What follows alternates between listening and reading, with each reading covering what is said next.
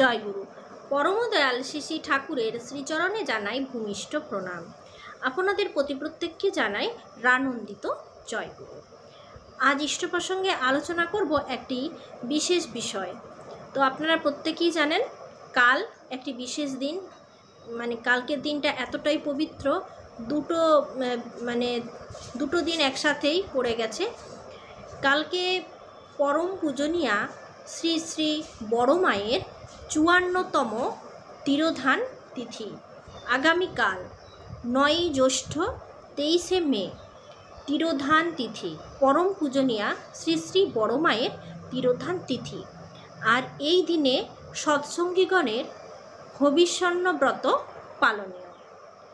আপনারা অবশ্যই জানেন হবিষ্যান্ন ব্রত ঠিক কেমনভাবে পালন করতে হয়। প্রত্যেক হবিষ্যান্ন ব্রত পালনের আগের দিনে আমি এই সংক্রান্ত একটি বিষয় আপনাদের কাছে আলোচনা করি। তো আপনারা জানেন কি কি খেতে হয়। আতপ চালের ভাত, তার সাথে মুগের ডাল, আর আপনারা যদি ঘি আপনাদের পেটে সহ্য হয় ঘি খেতে পারেন। এমনি সাধারণ যে লবণ দিয়ে আমরা রান্না করি সেই লবণটা খাবেন না, আপনারা ব্যবহার করবেন সৈন্ধব লবণ। কাঁচা কলা সেদ্ধ। যারা হবিষ্যান্ন পালন করবেন তারা হলুদ, তেল, ঝাল এইসব খাবেন না, ওই দিনটা এইসব খাবেন না। আচ্ছা, আপনারা আতপ চালের ভাত, তার সাথে বিনা হলুদে সৈন্ধব লবণ দিয়ে মুগের ডাল খেতে পারেন। তার সাথে কাঁচা কলা, তিল বাটা এগুলো খাওয়া যায়। হবিষ্যান্ন ব্রতর দিনে নামময় হয়ে থাকতে পারলেই ভালো হয়। অযথা বাক্যলাপ বর্জন করাই শ্রেয়। হবিষ্যান্ন ব্রতের যে খাদ্য, সেই খাদ্যটা খুবই পুষ্টিকর খাদ্য বলেছেন শ্রী শ্রী ঠাকুর। এই দিনে আপনার যদি দুধ এবং দই সহ্য হয় তাহলে সহজেই দুধ এবং দই খেতে পারেন। ফল খাওয়া যেতে পারে, বিকেলবেলায় আপনি ফল খেতে পারেন, শাকও খাওয়া যেতে পারে, এগুলো খাওয়া যেতে পারে। এরপর পরমদয়াল শ্রী শ্রী ঠাকুর যেটা বলেছেন হবিষ্যান্ন ব্যাপারে আপনাদের একটু বলে দিই। একবার প্রফুল্লদা শ্রী শ্রী ঠাকুরকে প্রশ্ন করলেন যে অল্প পয়সার মধ্যে এমন কি খাওয়া যায় যাতে শরীরে বেশ বল হয়। শ্রী শ্রী ঠাকুর বললেন, আমাদের যা করে গেছে তার তুলনা নেই। ওই আতপ চাল, কাঁচকলা, ডাল, সৈন্ধব দুধ, কলা, ঘি, এক কথায় হবিষ্যান্ন সেরা খাদ্য। তিল ও কাঠবাদামটা খুব উপকারী। কাঠবাদাম ঘষে খেতে হয় মিষ্টি দিয়ে। কাঠবাদাম ও দুধ এই দুটি জিনিসের নাকি প্রচুর দ্রবণীয় প্রোটিন পাওয়া যায়। ছানা হজম করা শক্ত, তাই দুধ কাটার কথা বারণ ছিল আগে, এখনও অনেক জায়গায় দুধ কাটে না। তো শ্রী শ্রী ঠাকুর এইভাবে বললেন। তো আপনারা হবিষ্যান্ন শুধু যে এই তিরোধান তিথিগুলোতে পালন করতে হবে এমন কোনো মানে নেই। আপনারা হবিষ্যান্ন ব্রতটা অন্যান্য দিন কিন্তু করতেই পারেন, মন গেলেই করতে পারেন। হবিষ্যান্ন করলে শরীর মন শুদ্ধ হয়, ভালো হয়, শরীরের জন্য এটা বড়ই পুষ্টিকর খাদ্য। আর অবশ্যই যেন এই আতপ চালের সঙ্গে তিল বাটাটা থাকে। এইভাবে আপনারা কিন্তু সুন্দরভাবে হবিষ্যান্ন ব্রতটা পালন করবেন। এটা তো পরম পূজনীয়া শ্রী শ্রী বড় মায়ের তিরোধান তিথি সম্পর্কে যেগুলো বলার ছিল বললাম, কি কি করতে হবে, কি কি করতে নেই। আচ্ছা, এরপর আমরা আলোচনা করব কাল কিন্তু বৌদ্ধ পূর্ণিমা। আর বৌদ্ধ পূর্ণিমার দিনটি খুব পবিত্র দিন। এই দিনটি আপনারা নিষ্ঠা সহকারে পালন করবেন। এই দিন বৌদ্ধ সম্প্রদায়ের এই বৌদ্ধ পূর্ণিমা দিনটি বৌদ্ধ সম্প্রদায়ের প্রধান একটি উৎসব।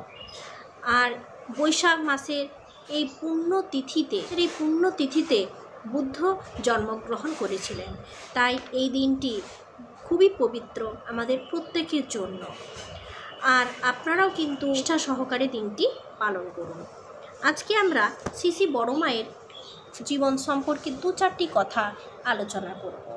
শ্রী শ্রী বড় মা অত্যন্ত সহজ সরল ও স্পষ্ট প্রকৃতির ছিলেন।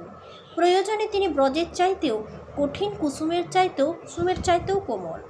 ইষ্ট বিরোধী কোনো কথাই সহ্য করতে পারতেন না, সরাসরি প্রতিরোধ করে তার নিরসন করতেন। সমস্যা পীড়িতদের তিনি চিরদিন যথোপযুক্ত সমাধান দিয়ে মুক্তির পথ দেখিয়েছেন।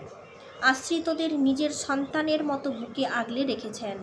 তিনি যে বিশ্ব জননী পরমা প্রকৃতি, তাই পরম দয়াল একটি কথার দ্বারাই শ্রী শ্রী বড়মার প্রকৃত রূপটি ব্যক্ত করেছেন। আপনাদের ঠাকুর যদি নারী দেহ নিয়ে জন্মাতেন তবে তার যে রূপ হতো তা ওই বড় বউ।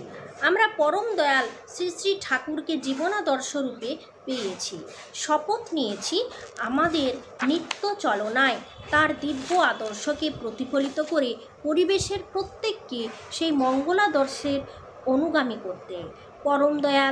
পরম দয়ালের জীবন ও বাণীর রূপরেখায় যেগুলি জনকল্যাণী চিত্র অভিব্যক্ত হয়েছে সেইগুলি অক্ষরে অক্ষরে পালন করে ব্যক্তি চরিত্রে ফুটিয়ে তুলতে পারলে তবে প্রকৃত ধর্মের সংজ্ঞা বাঁচা বাড়ার সার্থক রূপায়ণ হবে। তাকে মনে প্রাণে উপলব্ধি করতে পারলে আমরা সহজ উত্তরণের পথে পথিক হতে পারব। সংস্কারের কিরণক হয়ে আমরা যে অনিয়ন্ত্রিত চলনে অভ্যস্ত তা হতে এড়িয়ে এসে সত্তার ঈপ্সিত পথে চলতে পারব। আর এই পথে অবাধে চলাই শ্রী শ্রী বড়মার একান্ত ইষ্টনিবেদিত মহাপ্রাণ আমাদের প্রতি মুহূর্তে প্রেরণা দেবে। তার জীবন নির্দেশনা শত সহস্র দুঃখ কষ্ট অভাব অভিযোগের মধ্যেও ইষ্টকে আশ্রয় করে চলায় সতত আমাদের পথ প্রদর্শক হয়ে রইবে। স্বামীর মনোবৃত্তানুসারিণী ছিলেন তিনি। স্বামী তার সমগ্র অন্তরাজ্য অধিকার করিয়াছেন। তার অন্তরাজ্যে তাই স্বামীর সুখ দুঃখের সমস্ত খবরই ঝঙ্কৃত হয়ে ওঠে। সঙ্গে সঙ্গে তিনিও তার নিরাকরণে ব্যস্ত হয়ে ওঠেন। এই প্রসঙ্গে পরম দয়াল শ্রী শ্রী ঠাকুরই জীবন্ত শ্রীমুখ নিঃসৃত এই প্রসঙ্গে পরম দয়াল শ্রী শ্রী ঠাকুরেরই শ্রীমুখ নিঃসৃত কথা। কি খেলে ভালো হবে সে কি আমি বলতে পারি? সে বড় বউ জানে। আমি তো পেলেই মেরে দেব। কি খাওয়া উচিত, কি খেলে সহ্য হবে সে বড় বউ জানে।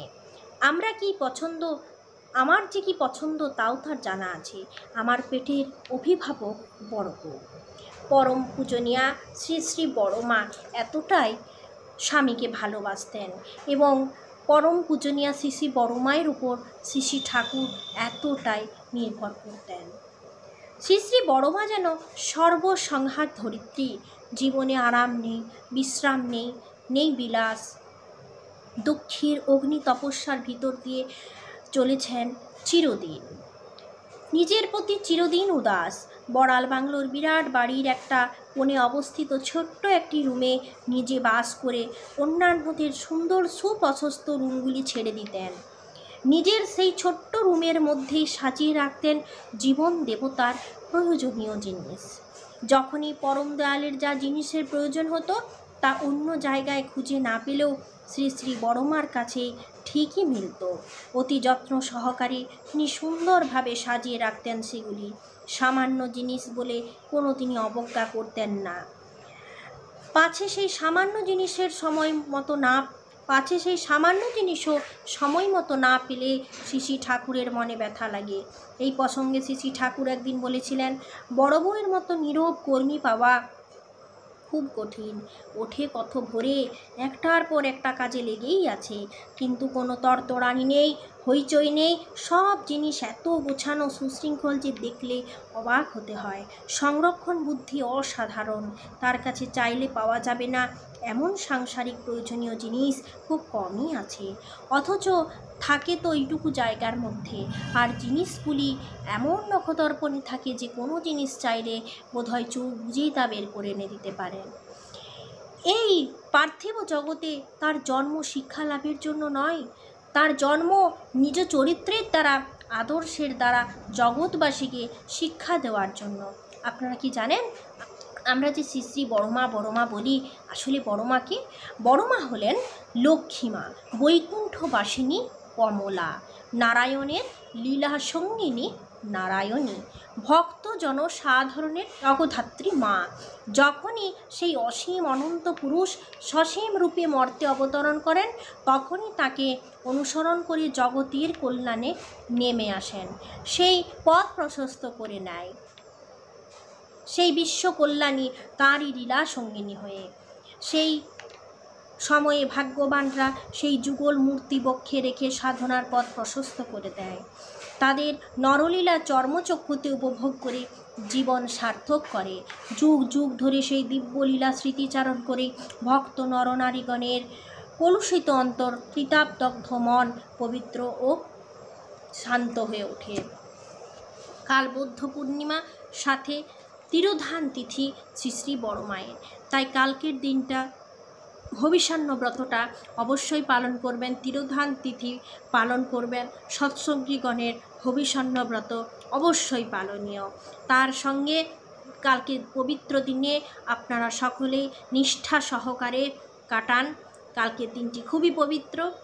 এরকম ভালো দিনে আপনারা সকলেই ভালো থাকুন। আজ ইষ্ট প্রসঙ্গ এই পর্যন্ত। জয় গুরু।